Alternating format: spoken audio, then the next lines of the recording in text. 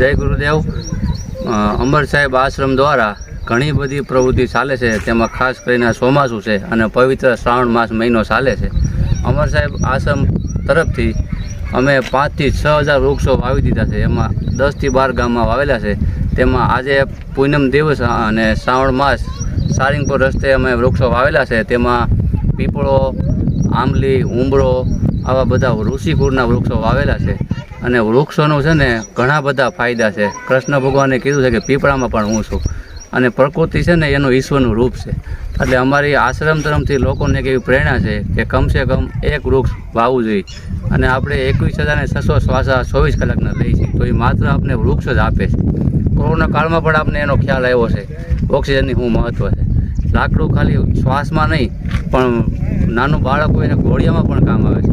જ્યારે માણસ અગ્નિ સંસ્કાર કરવો પડે ને ત્યારે કમસે કમ એના 10 મણ લાકડા જોઈએ છે।